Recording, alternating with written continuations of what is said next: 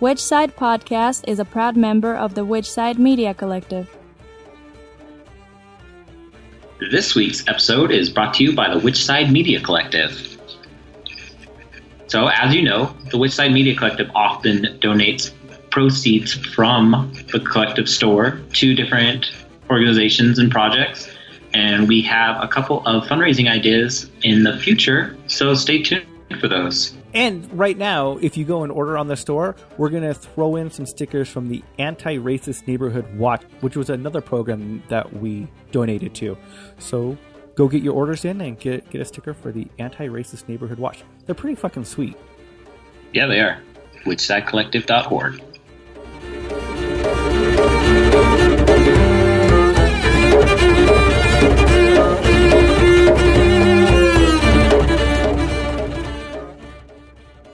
This is episode 215. Yeah, this is another installment of the Which Side lecture series, and this week's lecture is from Harsha Walia of No One is Illegal. And they're speaking about the diversity of tactics, strategy, and the black bloc tactic. It's 10 points on the black bloc. This was given around the 2010 Olympic resistance. So as you know, this previous weekend was the largest protest in U.S. history was happening. So get out into the streets, but get educated on tactics, and most importantly, stay safe out there.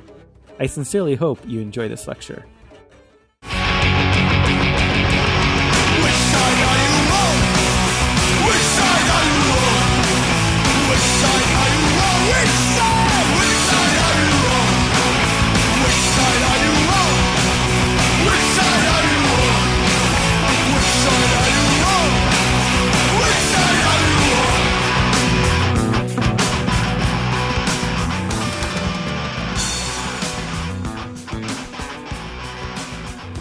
My name's Harsha.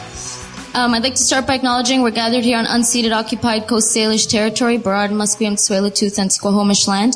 And thank you to the organizers for hosting this discussion. I have to admit, in terms of this debate, I know it's been going on for a week, but I've only just read all the Facebook messages and all the emails that are floating around this morning as I was trying to prepare my thoughts. So I'm really frustrated and really angry, to be quite honest. And I'm not going to be kind of engaging in esoteric generalizations about diversity of tactics, because I think just that very starting point is problematic, and I'll explain why. So I'll try to be as specific as possible about what happened on Saturday, and what the organizing of that looked like, so that we can be as specific as possible rather than generally making, huge generalizations about diversity of tactics. I want to locate myself within this dialogue first. I don't personally engage in black bloc tactics, but as a longtime community organizer and as a woman of color, I want to stand in full and firm support of diversity of tactics and in solidarity with those who do, and particularly those who are facing police repression during this time. I did march on February 13th in the heart attack demonstration with other members of No One is Illegal, which, as people know, is a collective of predominantly people of color and non-biologically male-identified members, and in communication with other affinity groups, which included the Indigenous Environmental Network, some downtown Eastside elders, the Pink Clowns, 2 members of whom were arrested, and StopWar.ca. While I cannot speak for the personal motivations and intentions of those who engage in black bloc tactics, I think the distance that I do have from those tactics is somewhat useful in this debate. Firstly, because there's this idea that only those who engage in black bloc actions support black bloc tactics. And this is an attempt to marginalize and isolate our comrades, which I hope my presence and the presence of others here will counter. Secondly, there's a dichotomy that has been created between so-called community day-to-day organizing and insurrectionary actions. Critics of this past Saturday have made false digs about the lack of organizing and commitment to movement building by anarchists. I am a self-identified anarchist. There are countless examples, but one that I will provide that is current is the Olympic Tent Village, because it's been thrown around a whole lot in the context of this debate. As people know, the Olympic Tent Village is happening right now at 58 West Hastings on a Concord Pacific lot that's currently being leased out by Van Ock. And anarchists, self-identified anarchists, members who engage in black bloc actions have put in countless hours. and by countless hours, I mean 16-hour days to contribute to the tent village. That includes graveyard shifts to do security, and this might be a surprise to someone, but that includes de-escalation with law enforcement, which the Black Bloc is completely capable of doing. Construction, cooking, and cleanup of the site under the leadership of downtown Eastside residents and elders. So I want to take a moment here to thank everyone, particularly Black Bloc and Black Bloc identified anarchists who are supporting the downtown Eastside tent village. As someone who is on the site over 20 hours a day, I can say that sadly the same cannot be said to be true of those who appear to be strategically utilizing actions like the tent city in debates about movement building.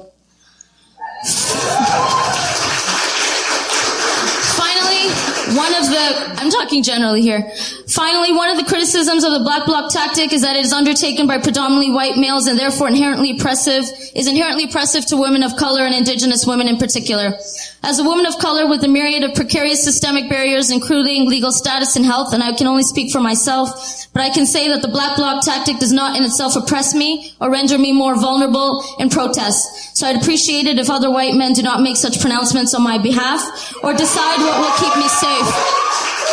And perhaps instead they can focus on their own organizational and personal patterns of dominance and privilege. So that being said, I want to make 10 quick points on the Black Bloc.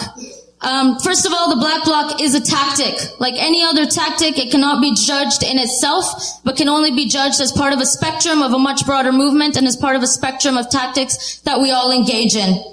The Black Bloc has various utilities, both defensive and offensive. And I think one point that's often missed is the defensive strategies around the Black Bloc. As people know, a lot of Black Bloc activity, which predates the heart attack action going back to the 70s and 80s in Europe, includes really important actions, including de-arresting comrades and the very basic principle of no comrade left behind. That we do not leave people in the police lines and decide to flee. And for that, the Black Bloc is deeply courageous. And I think the idea that they are simply testosterone driven is a smear tactic that I don't think we can buy into, because from my perspective, whether or not I choose to engage in Black Bloc actions and Black Bloc activities, the fact that there are comrades who are willing to stand in the front line and defend other comrades is deeply courageous and absolutely demands our support. In terms of issues just related to that, I want to quote Barbara Ehrenreich, who suggests that one of the biggest utilities of the Black Bloc is it really breaks the heavily ritualized nature of modern civil disobedience. And when we talk about tactics, we have to be able to gauge the Black Bloc tactic amongst many other tactics. So the fact that other tactics may or may not be more effective does not in itself render the Black Bloc tactic any less effective. I think that's important to state. Because it's all been reduced to whether window smashing is effective or not. And I think that as a starting point is fundamentally problematic, because this movement is about more than window breaking, and it's also about window breaking. In terms of the protest tactic of the Black Bloc, I want to touch on a second point, I want to finish on that point in terms of the Black Bloc tactic and the mask, because Derek brought up specifically a point of anonymity. And I think the fact that people are anonymous is not simply unique to the Black Bloc. As we know, people don masks around the world, probably the most romanticized of which is the Zapatistas. And if we are going to be able to have solidarity with global struggles, we have to understand that the reasons for wearing a mask are the same, whether it's in Chiapas in Palestine or it's the Black Bloc on our streets. State surveillance and state policing, particularly in the context of the Olympics, where people have had visits by the Vancouver Integrated Security Unit, means that people need to protect themselves. To me, the Black Bloc is not anonymous. It's a tactic, and the members of the Black Bloc are people that are known to me. If people want to come down to Tent Village, you'll probably meet many of them. My second point that I want to make in terms of the Black Bloc, and I won't spend much time on it because I don't think there's much debate here, and that is if the Black Bloc engages in violent tactics. And, the only response that I really care to make to that is that we're asking the wrong side the question about violence. If we're going to talk about violence, we need to be talking about corporate sponsors, we need to be talking about the state, we need to be talking about the military, we need to be talking about the police, who daily commit violence on people. And as far as we know, not a single individual and not a single animal has been harmed in Black Bloc tactics. What has been harmed is lifeless windows. Okay, so let's be very clear about what we talk about violence before we start to perpetuate mainstream media rhetoric about violence and play into and feed into our enemy's rhetoric. The third point, and I've already talked about this, and that is that all tactics should be judged from the same starting point. And I think this is, for me, the crux of the argument. For me, it's not that Black Bloc tactics in specific contexts are immune from criticism. If people have criticisms about the 13th that are involved in organizing, I need water. I'm really worked up. If people have criticisms about the 13th, then let's talk about specific criticisms. But all that we have seen is a general denunciation of property destruction. And as far as I'm concerned, every tactic is immune to criticism. That includes if we're going to have mass rallies where politicians are given a free stage to speak, despite their daily obscenities and the daily violence that politicians in this government are responsible for. We can talk about the fact that, symbolic rallies once a year are equally ineffective. So if we're going to talk about ineffectiveness, we need to be able to have the same starting point for every single tactic. And from everything that I've seen, we don't have these debates. I'm thankful for this debate, but the next time that there's a rally at the Vancouver Art Gallery appealing for a national housing strategy, let's talk about its effectiveness, right? Let's not condemn it. Let's talk about its effectiveness.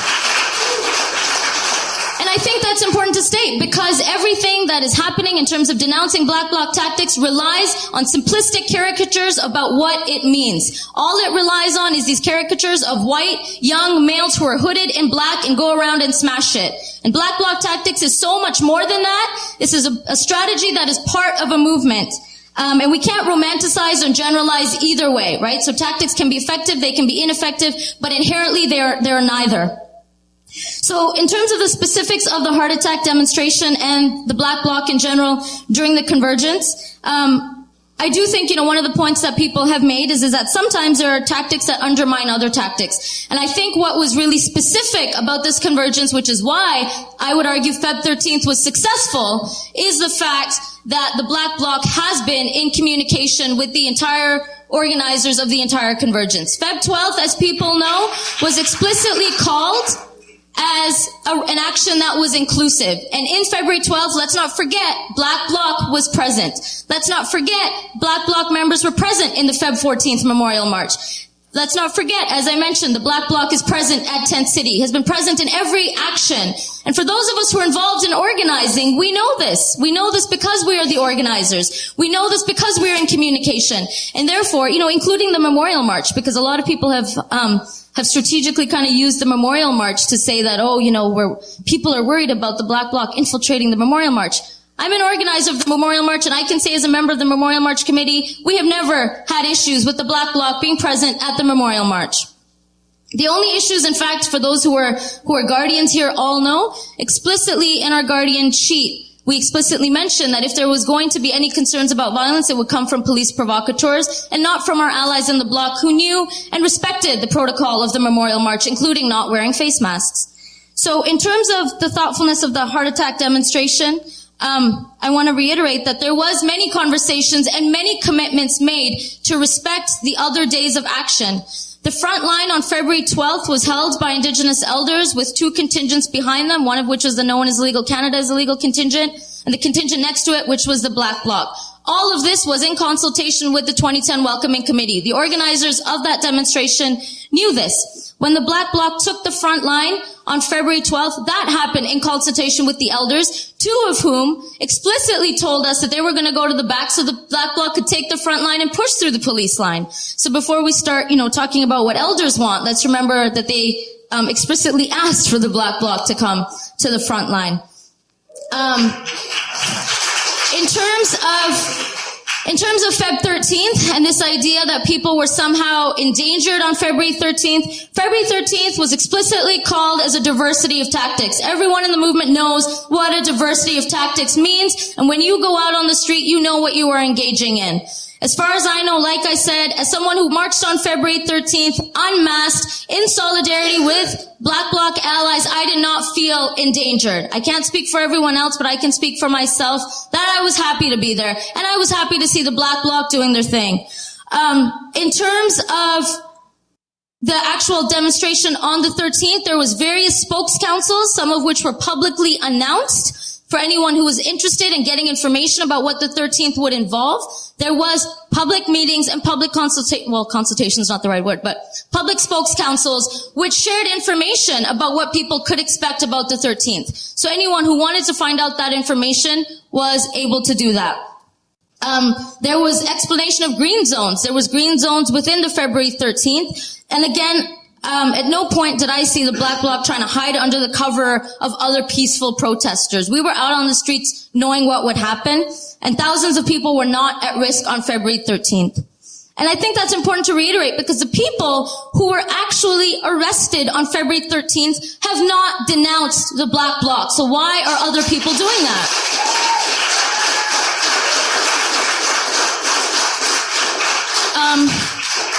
Fifth point. Only halfway through. This will go faster. The argument that the Bloc is susceptible to police provocateurs. The entire movement is susceptible to police provocateurs. There's probably provocateurs in this meeting. There's informants in this meeting. And the actual police provocateurs who were outed were, again, as Derek mentioned, on February 12th. And those were police provocateurs who were posing as journalists. So in my opinion, the idea that the Bloc should not be masked because that will make them more susceptible to police provocateurs isn't true.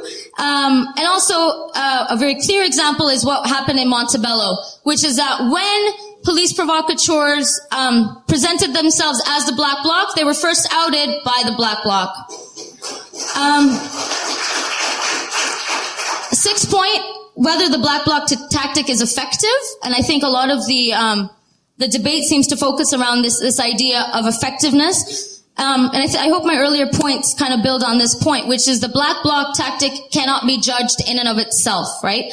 And like any other mass movement, as Derek mentioned, we have to gauge them as a long-term campaign. So if we're going to talk about the Black Bloc tactic, we have to talk about the Black Bloc tactic as part of the anti-Olympics convergence, as part of the anti-Olympic movement. And in my opinion, you can't separate those things. And as far as I know, the anti-Olympic movement as a whole, including all of its parts, has been very successful.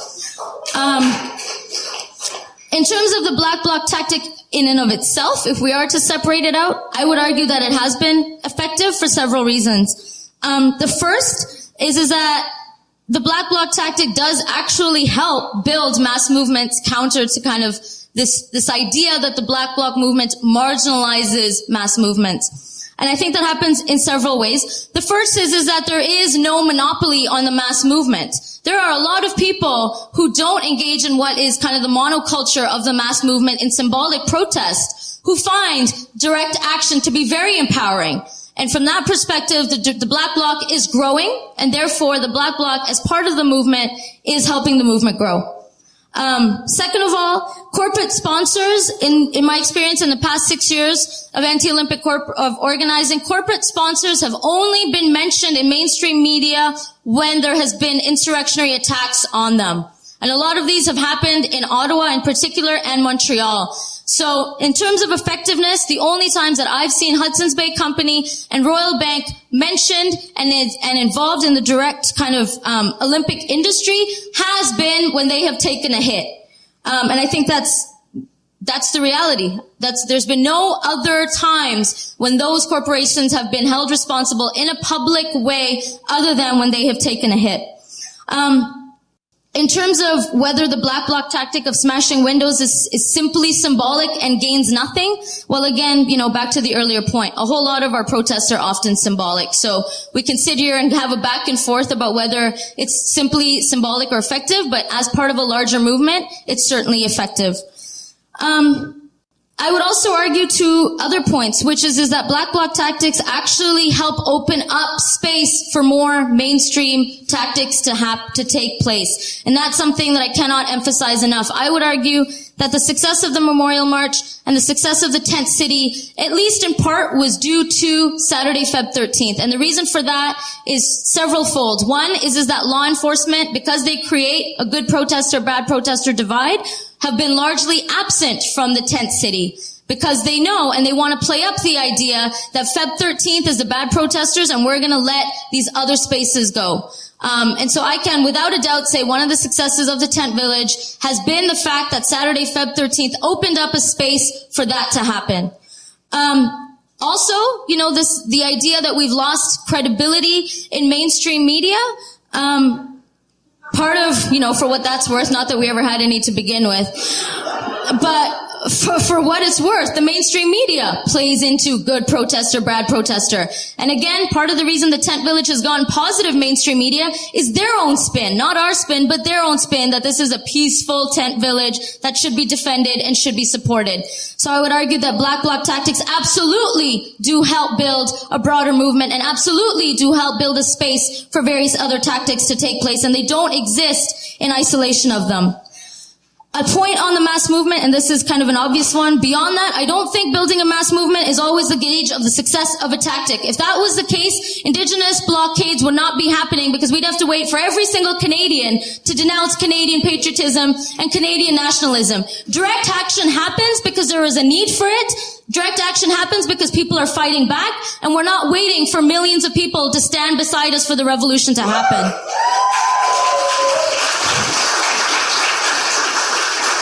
In terms of two more points, I'm really sorry. Two more points. In terms of the media and law enforcement, this is probably a really obvious point, but we cannot let them mediate our debates. This should be really obvious, but the media and law enforcement cannot dictate the terms of our debates. And most of what I have seen is this idea that we have been denounced in the media, and therefore we have lost our credibility because of the media. As far as I'm concerned, the media was never on our side. The media is not the gauge of the success of our protests, and the corporate media and the police should not be let off the hook by us replicating their smears, by us replicating their denunciations. Instead, we should be very, very clear, and we should have some more nuance than denouncing our comrades as violent. And the fact that the media is not picking up on why there is property destruction against the Hudson's Bay Company is not the fault of the Black Bloc. Let's be clear.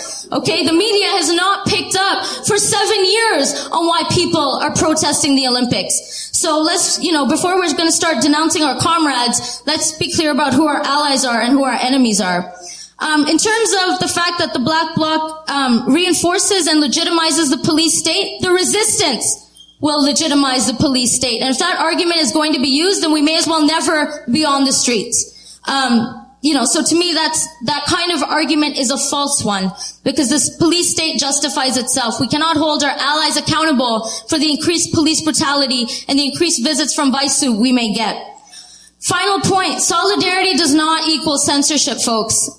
So as far as I'm concerned, I don't think that anyone who engages in Black Bloc tactics or supports them is asking for our allies to censor themselves. What I am asking for is for people to not have Facebook comments like silly Black Bloc or fuck the police and fuck diversity of tactics. We can emphasize communication between our allies. And as far as I know, I have never seen comments, I'm using Facebook as a gauge because that's my only gauge as of this morning about these debates. I have never seen comments coming from any other allies, including radical allies, denouncing other people's rallies. I have never seen people denounce, why is Sven Robinson or Libby Davies or, Jenny Kwan speaking at rallies.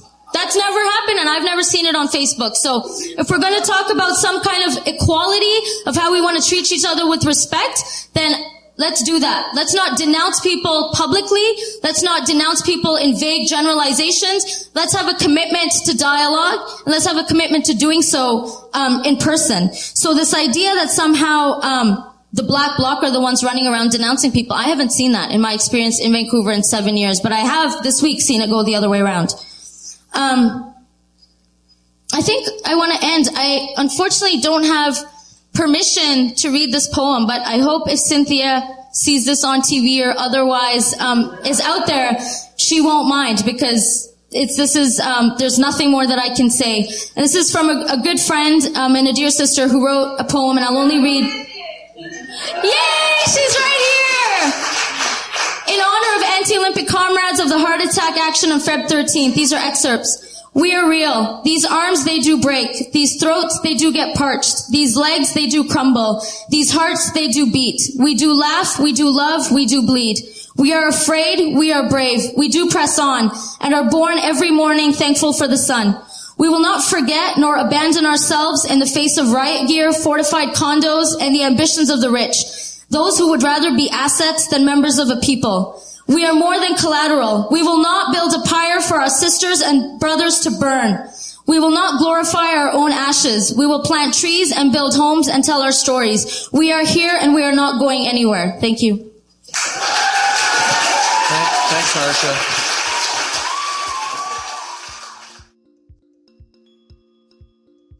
This week you heard A cover of B.Y.O.B. by Break of Reality. Right now you're listening to Cirrus by Bonobo. As always, please go rate and review us on iTunes or whatever podcast aggregator you are using. We have a back catalog of a ton of reviews that we didn't realize we had because we were only checking the US reviews because we're kind of idiots like that. Typical Americans. So this is a review from Canada from 17:738. They said, great for anyone, amazing for vegans, 5 stars. Awesome content for anyone interested in activism, veganism, and challenging the status quo. Every episode is unique and every person on the show has wisdom to offer. Thanks, 17:738. If you're not yet, please go become our friend on social media. It's very social of you to do that. Yeah, you can check out all of the latest Black Bloc that's been happening around the presidential inauguration on January 20th and everything else that we post on a daily basis. WhичSidePodcast.com. Click on that social tag. Fuck shit damn. Fuck shit damn. Which Side Podcast is hosted and produced by Jordan Halliday and Jeremy Parkin of the Which Side Media Collective, with web design by Jordan Halliday and sound design by Jeremy Parkin. Booking by Mari Halliday. Theme music by Commandantes. Go to whichsidecollective.org to check out the other shows in the collective. As always, fuck shit damn.